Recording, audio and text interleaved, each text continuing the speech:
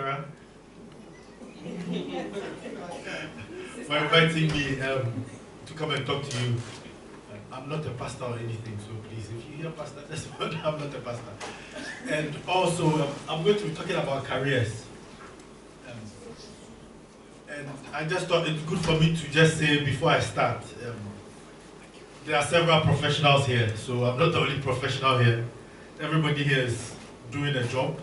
So I'm only asked to speak because today is my turn to speak. It could have been anybody else here. So I'm not coming to say things like I'm the best person here, and I'm the most qualified person here, because somebody else could be doing this session. So just to clarify that before I start. So I'm just saying my thoughts and what I think.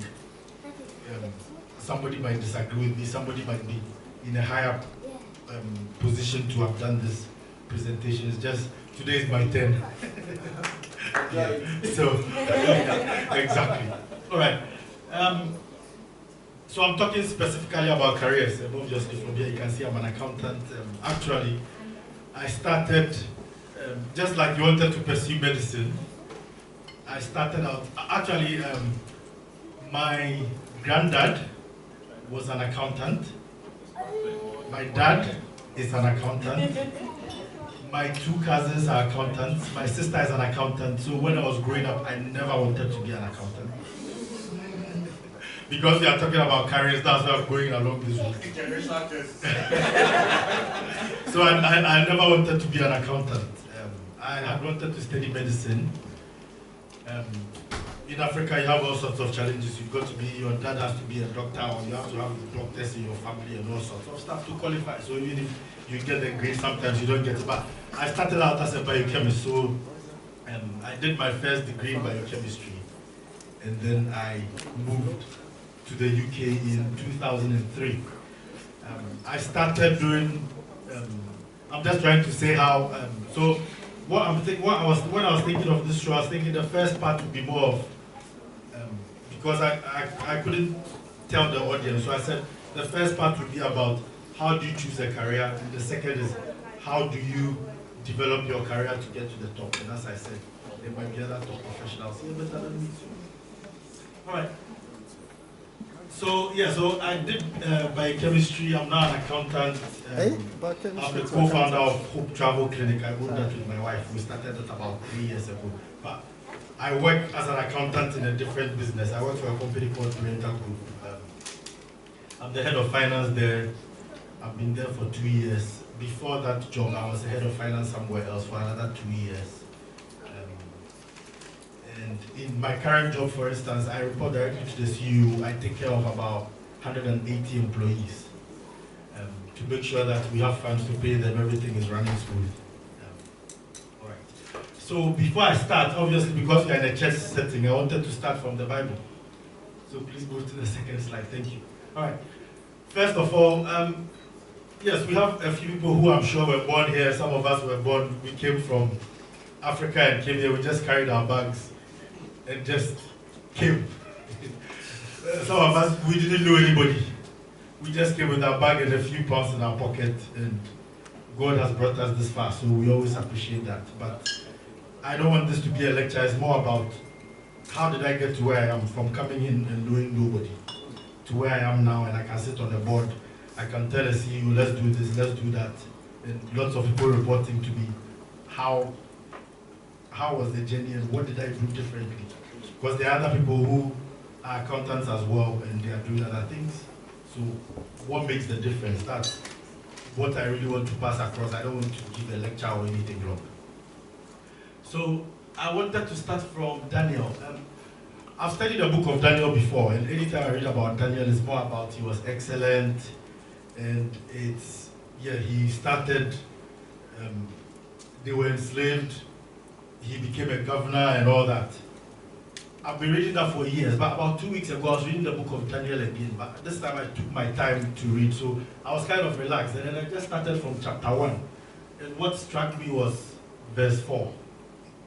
So this was just after they had been enslaved and all that, but I would read from verse 3, just verse 3 and 4 because of time. So the king ordered Ashpenaz, chief of his court officials, to bring into the king's service some of the Israelites from the royal family and the nobility. And I focus on verse 4. Young men without any physical defect, so it's men and women basically.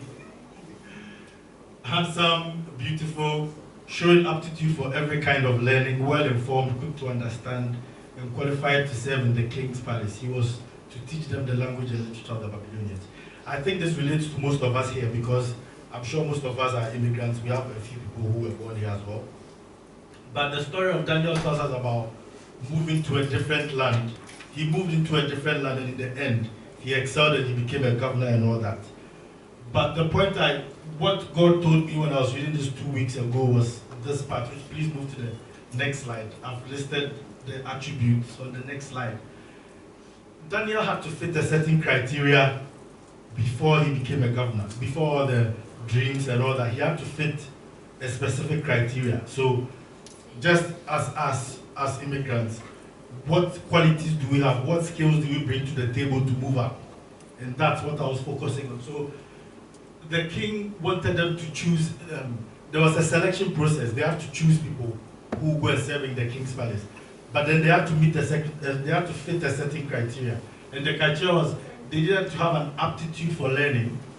They needed to have an enthusiasm for improving themselves. They needed to be well informed, and they needed to be quick to understand. And they have to be without any physical defects, handsome, beautiful. I've put their self-esteem, and I've put how do you build your confidence. So these are some of the things I wanted to talk about. Now I think one thing about careers is that me personally, when I was young and I was growing up, I was a very shy person. I could, when I was growing, a lot of people always said, oh, the one, when people are trying to describe me, my family is more of the one who was always hiding behind his mouth, because I was extremely shy.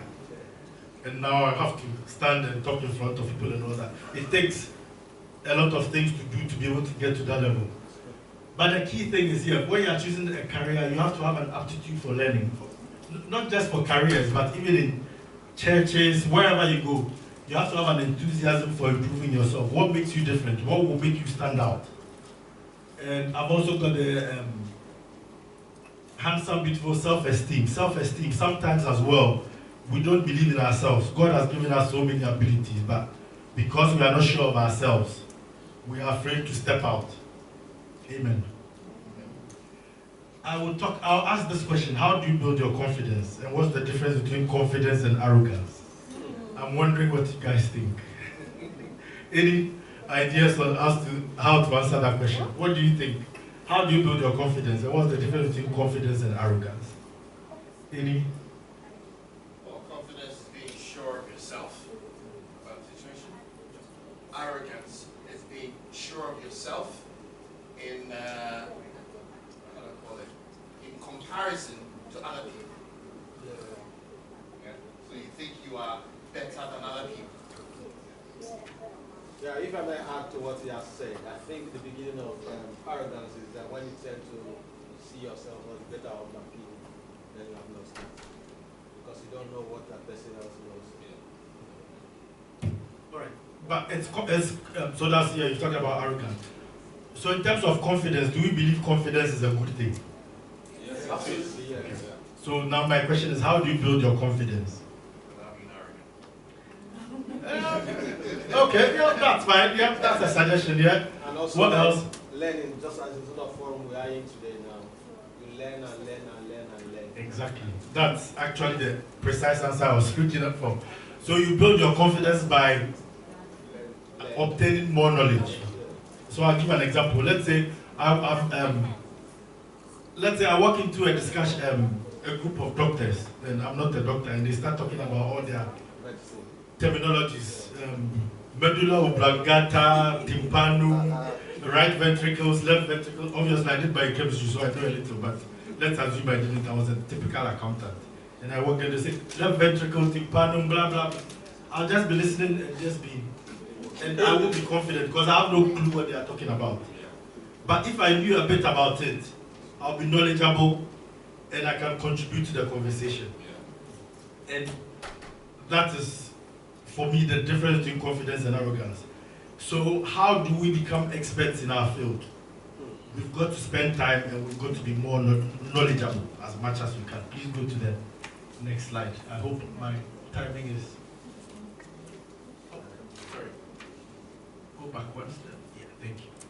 So the first thing is, how do you identify or choose your career? And the first thing I want to talk about is mentorship. So I've put the smart people learn from those ahead who are doing well. So you just don't learn from anybody. You have to learn from those who are in the game and they are doing well. And fortunately for me, I think that's what I had, and I had that right from the beginning. If I didn't have that, I don't think I would have been the head of finance today. I can guarantee you that. So I'll tell you, now I'm going to tell you how I got into finance. So I studied biochemistry, came to the country. When I was in my final year, I did a small printing business from my room. And I started making money, and I thought, actually, should I be doing biochemistry or should I be doing business? So I came to this country, started working, but my intention was I wanted to work, save money, go back and go and open a bigger printing business. That was my mentality. So 3 years I was working, I was working in a car wash. I did that for 3 months. I worked in corporate security, so there was a building somewhere in Green Park. I would sit there 7 p.m. to 7 a.m. the next morning, take my money, go. Then I worked in DEFRA as a phone administrator. So when people have problems with their phones, they'll call, and then you go. It was about 4 buildings with about 3,000 people. So you go there. I just want to say, so you can know that I started way from the bottom. I didn't start from the top. So anybody can do it, just like the conversation Pastor Sil had with, I think Pastor Sil, Pastor David said, yeah, Pastor, yeah, I wish he was here.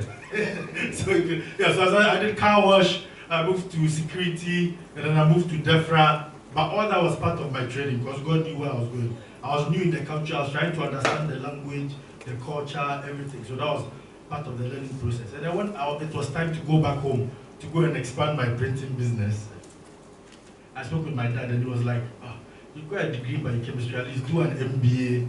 In case you come and your business doesn't go well, I can help and push you in a bank somewhere, blah, blah, blah. So I was like, I'll do the MBA. So I registered for an MBA course. And the key thing I want to talk about is how to discover what you are good at. Because if I'm honest with you, at that point, I didn't really know, apart from the business I wanted to do, I didn't really know in terms of career-wise, I didn't really know what to do. What you wanted to do? Yeah, I didn't really know what I wanted to do here. So I just said, okay, I'll just go for this MBA class. So in the MBA class, they had marketing, they had finance, they had management, they had all sorts of things. And the funny thing was, I was living in a house with 2 accountants who were married. So in the MBA class, I realized that anytime the finance lecturer was coming, I was always looking forward to finance lectures.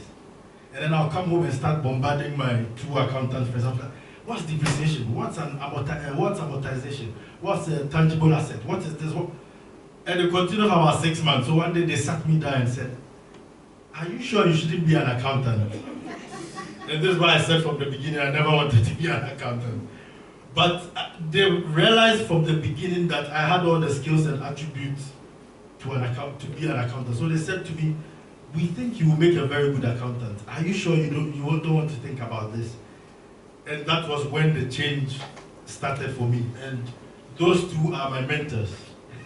And they have guided me throughout my journey from becoming a... So one of them helped me secure a job as an accounts assistant in their firm. I started there, and that was like 2008.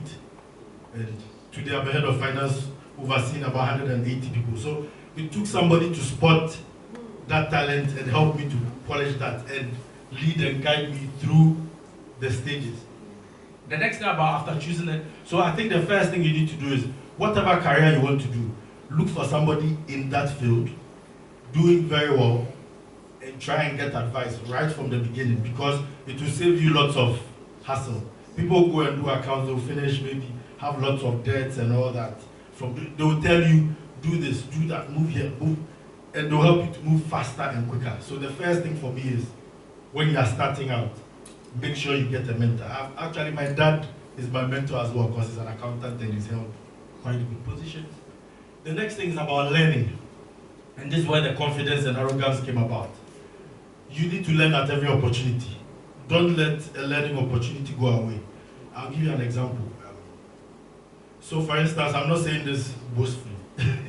Obviously, I'm an accountant, so I'm very good with Microsoft Excel. I can do a lot of stuff in Excel. So for instance, if I wanted to add something up in Excel, I'm just giving an example. Maybe I could have 3 different ways based on the result I want or where I want it to go. But then sometimes somebody can come and they want to add something up in Excel, but they might do it differently from the 3 ways I know. And if I'm not quiet and I don't listen and observe, I might miss the opportunity to see that skill.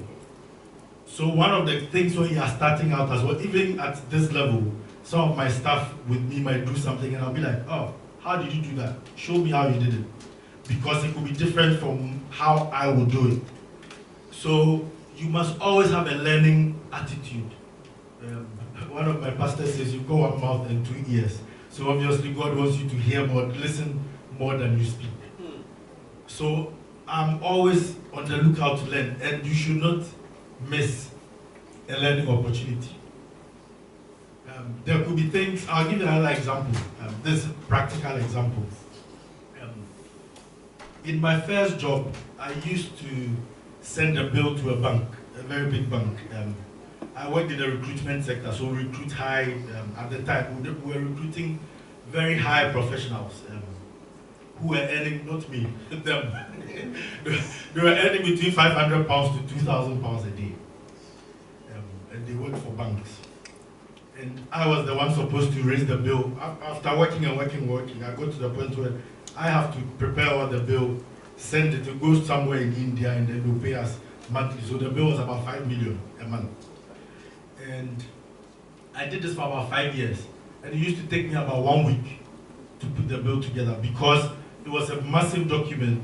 If you make one error, we could lose £500, £1,000, whatever you can quantify.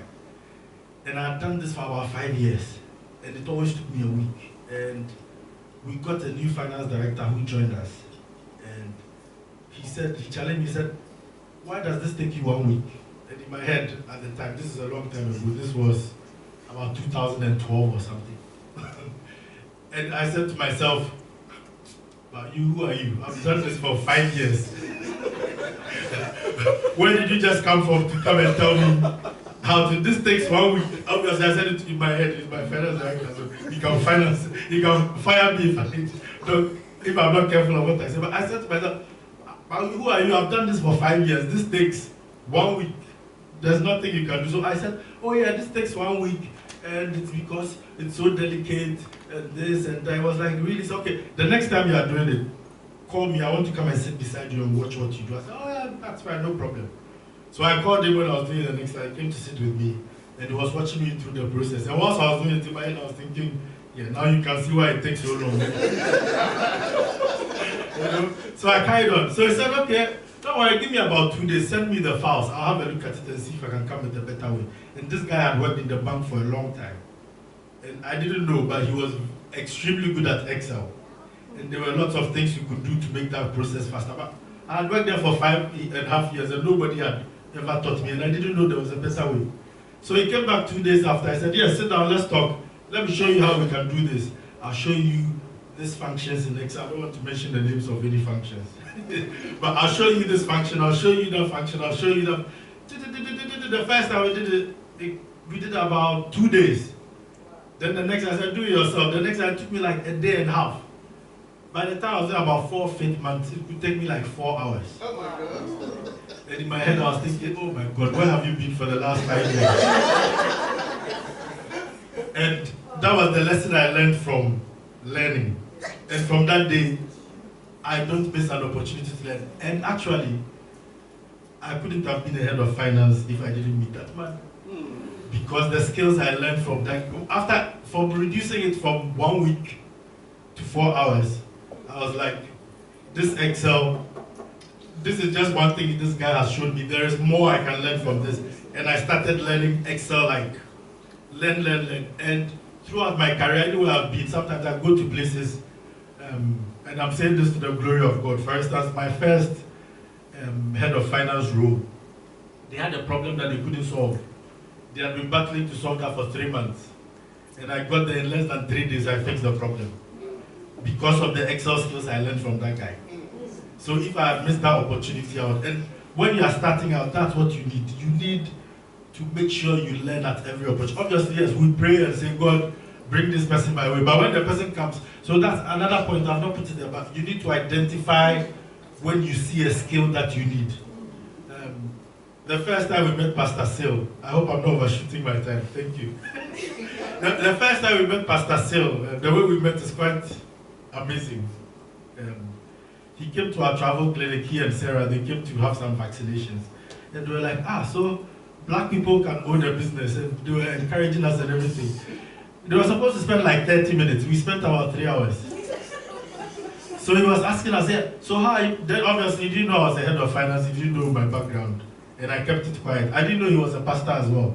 I only found out he was a pastor on his 40th birthday. So he came, we were supposed to spend about 30 minutes for them to get their jobs and go. And then he was asking my wife so many questions. And I was busy working inside. It was a weekend, it was a Saturday, so I was in the pharmacy then.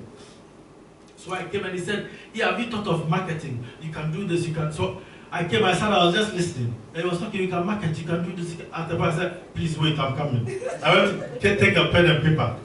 And I said, what did you say? Let me just write. And that's how you learn. And that's how you develop yourself. Sometimes the problem we have is, and sometimes I'm at fault as well. Somebody is talking and I think, I know this, I know that. And you miss the opportunity to listen to somebody else who might have a better and a faster way for doing something. When you start out, those are, for me, I think it's a key skill you need. That's the time to build all your knowledge. And that helps you to build your confidence. Because once you are knowledgeable about something, nobody can take it from you. Please, let's go to the... And the last point is, don't be afraid to fail. It's part of learning. My analogy for that is, imagine babies. I don't know whether this is true, but I think sometimes God has built some failure in us as well to help us develop. So for instance, if you have a baby who is trying to walk, the baby stands, falls down, stands, falls down, and then at some point they will stand, wait for a while. I don't know if you've watched a baby learning to walk. Stand, open their arms, check whether they are falling, and for them they take one step, fall down, get up, move, and then they start walking. But assuming the baby stands, falls down, stands, falls, and I'm not going to try again. You can imagine what's going to happen. You will never learn, and sometimes you've got to be ready to take a risk. You've got to be ready not to be afraid of move. When God says move, just move and just trust. Obviously, make sure you get your knowledge and everything, but you've got to know when to move when you are at the beginning. Proverbs 22:29 says, "Seest thou a man diligent in his business, he shall stand before kings, he shall not stand before mean men." I think it's self-explanatory. Please move to the next slide. The next slide, I'll give more explanation. So, the first steps I talked about was about identifying I talked about how I identified my career. Now, unlike you that you still want to be a doctor, I'm not going to lie to you. The best profession I could have ever chosen is accountant. I'll never be a doctor because I enjoy what I do. If you come to my office, I have like 3 screens. I've got one Excel spreadsheet here, one here, one here. I'm sitting, sometimes lunchtime, I'm sitting down just moving and juggling, and I just enjoy it. Yeah, but the first things I gave was more about when you start. But now I'm going to talk about how you get to the top. So the first was when you identify your career. Now, how do you move up? You move up by being the best at what you do. And I'll say, don't just be good, aim to be great. How do you do that? It's still by learning. I'll give you a few practical examples. So, one of my finance directors I worked with, after the guy who taught me all those skills, he asked me once, he said, "Where do you see yourself in 5 years?" And I said, maybe in 5 years, maybe I'll be an assistant accountant somewhere or this and you look at it and say, I thought you say you will be my job, you take my job, you should be finance director or something. In my head, at the time I had quite a low self-esteem as well. I didn't believe that I could get to the top. And that's one thing as well we need to get rid of. We need to believe that you've got everything. Nobody has got 2 heads. You can get to the top as well if you are determined and you have the right people around you. You've got the right mentors around you. But the key is you have to be the best. So for instance, after the first Excel thing, I said, okay, now I'm going to learn this thing very well. And I moved this new finance director who said he wants me to take his job. I know he had been in the company for about 7 years. He had built so many models, so many things.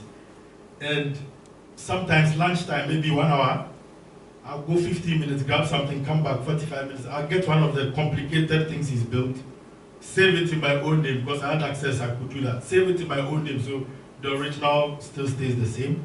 And I'll break it apart. Try and build it again, break it apart. But I said, okay, you could have done this, you could have done that. And that's how I was building my skill. So I've seen something, I've seen the end result, and I'm like, how can I do this? And this is what I'm going to learn. And later, it helped me in other jobs. I worked in places like BAE. They had budgeting systems, their management accounts. Sometimes it would take 2 weeks. And the first time I got there, I was quiet. I didn't say anything. After 2 months, one day I went to my boss. I said, this management accounts, do you know I can do it in less than a day? And he looks at me, he's like, I've done this for about 28 years. What do you mean you can do this in 1 day? And I said to him, I said, I'm not saying this in a whatever, but it can be done, you know. So he said, okay, have a go. I think I even did it faster than what he thought. And actually, there was once where I went for an interview, for instance. They gave me a test, an Excel test. And before the person said, this is your test to do. I'm going, I'll come back in 5 minutes and check where you are. Before the person got to the door, I had finished. So he was about to get to, I said, is that or is there another test? So I said, I finished. So he came by and said, how did you do that? Obviously, I knew I got the job right on the spot. But that's why I'm talking about building your knowledge. It's not when you make sure you don't miss any opportunity and you learn as much as you can. Nobody can take that from you, and that's the way to move up. The other thing as well about moving to the top, you have to find more efficient ways, new ways of doing things. When there's something new, make sure you try and learn it so you don't have to do it. Now, the other thing which I think is key as well to moving to the top, you have to understand the power of teamwork. And I want to share something with you about, I don't know if you guys know about Eliud Kipchoge. I'll tell you who is. This is where Pastor Sela, I've needed your thing to bring a picture of him, but don't worry. if you can Google Eliud Kipchoge, but I'll tell you who he is. So, Eliud Kipchoge is a Kenyan athlete, and he's a long distance runner. He holds the current world record for marathons. I think he's won about 11 out of the 12 marathons that he's run. So I'm talking about the power of teamwork, and I'll explain why. For you to get to the top. So a marathon is 26.2 miles. It takes the distance is 26.2 miles. And nobody had ever run a marathon under 2 hours previously. He holds the current world record for marathons. I think he had done like 2 hours, 25 seconds or something like that. And a group of people decided that, you know what, we are going to do an experiment to see whether somebody can actually run a marathon under 2 hours. And they said, okay, Kipchoge is the current world champion. He's the only one that could possibly do it, but let's see if we can give him some help to run under 2 hours. So on 12th of October 2019, they set off to try and break the record in Vienna. So what they did was, they had Kipchoge, who is the main runner, and they took 41 pace setters. The 41 pace setters, these are the best, they took the 41 best runners, long distance runners in the world. I'll give you some of their names. We had Iman Robert, Diamond League champion, Paul Chelimo, Olympic medalist, Selemon Barega, world championship silver medalist, Bernard Legan, world champion. So they took 41 champions, and all these 41 champions were going to help this one man to run under 2 hours. And what they did was, they had a car in front, laser guided, it was moving, and they were running in 10. So they start the race, 5 in front of him, 2 behind. The 5 were trying to help him to reduce the wind resistance. Then there were 2 behind, trying to help him keep so he can run at the same pace throughout. And guess what? And they ran in 10s. So these were 41 of them. And at the end, he ran at 1 hour, 59 minutes, and 40 seconds. So they broke the record. What's the lesson to learn from this? No matter how good you are, you cannot work without a team. And so when you are developing your career, you need to learn the power of teamwork. You need to learn that you cannot do everything by yourself. And so you need to make sure that as you're on your journey, you get the skills of working with people. I was working, I believed in teamwork even before I moved to the top. When I was down, I was still working with people, and we were working as a team. So it's not just that. So Kipchoge was interviewed by the Oxford Students' Union after the race. Yeah, 2 minutes, I'll be quick. He was interviewed by the Oxford Union after the race, and they said, can he give some of his secrets and whatever? And one of the key things he said that caught my attention was this. 100% of his effort is less than 1% of the effort of the entire team. So once the whole team is there and they are supporting him, he knows he can try and he can do it, because 1% of the team effort is more than his own 100%. So no matter how good you are as an individual, you need to learn the skill of working with people. Because if you don't know how to work with people, when you move to the top, so for instance in my job, I'm head of finance, I have to deal with head of training, head of marketing, head of this, head of that. We sit at the meeting. Sometimes I need to tell somebody we need to cut a cost on something. But because I've got very good relationship with them, they will not resist it, and it can help me to achieve what I want. But imagine if I go in forcefully, hey, I'm there, whatever, so do this, it won't work. So when you are working, when you start from the bottom, start learning how to work with people. And when you get to the top as well, you need to learn to work with people, because it's teamwork that will take you forward. It's a key skill that you've got to have. And as well, work hard. For instance, if you are working in my team, 5 minutes to time to go home, I see you switch off your laptop, you are carrying your bag. It just annoys me. When I was at the bottom, and even now, I'll be the first to enter the building, and sometimes I'll be the last to go. When I see somebody coming 5 minutes before the time, and then when they come in the morning, they go start doing coffee, all that, spend 5-10 minutes before you come in, and before it's time to go, 5 minutes to go, overstretch your lunch. You are working unto the Lord, never forget that. And don't forget, the Bible tells us that we should, 2 Corinthians chapter 5 verse 20 says we should be ambassadors. Who is an ambassador? An ambassador is a representative. We are representatives of Christ. When we go to work, let's work like we are working unto the Lord. My last point is, the Bible says in Matthew 5:13, it says, it talks about we are the salt of the earth. Salt doesn't make noise, but salt slowly changes its environment. And it doesn't make noise. That's one thing I believe. When I walk into an organization, I don't make a lot of noise, but my work will speak. And that's what God wants us to do. The next slides, I'll be very quick. I think I've exceeded my... Yeah, we can skip to them. Any room for any questions, or should I give room for questions, or we are out of time? Okay, all right, okay. Thank you. This is very important. Career progression. I'm going to let her just skip through them, but we're going to send the slides over to you. So the point is, how do you progress your career? Just go back 2-3 slides for me. Because I think even if I spend 1 minute on these things, one more, sorry. Right, what steps can I take today? The 3 key steps. Identify where you'd like to be in 5 years. You need to actually think about this. Identify the skills you need to learn. So if you find a job that you want to do, get onto Google job descriptions, find it, and then expand your knowledge and skills in that area. Proper training and mentoring. Proper training. Don't just sit down and say, oh, I'm just going to go write these things down and think. No, go and find training courses. They are free. A lot of them are free. Take those 3 things. If you can take a picture of this, whatever you can do to focus your attention on the 3 things you can take to progress your career, this is the one slide you want to take away from here. Next slide. Build your CV. Did you know that you can get your CV reviewed from free organizations? Did you know that? There are people who are sitting there waiting for you to send you their CVs, your CV, for them to check it for you. and come back to you. They will want to sell you other things later on, but you don't have to buy them. And then ask your mentor. He said, get a mentor. Ask them. Ask your mentor, what should I do? What can I do different? I'm sure your mentor would have helped you with your CV.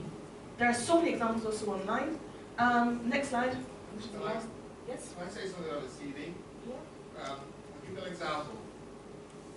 I actually paid someone for mine, by the way. But I had my CV done. I'd already done it many times, but I had a company do it for me. They had a 1-hour conversation.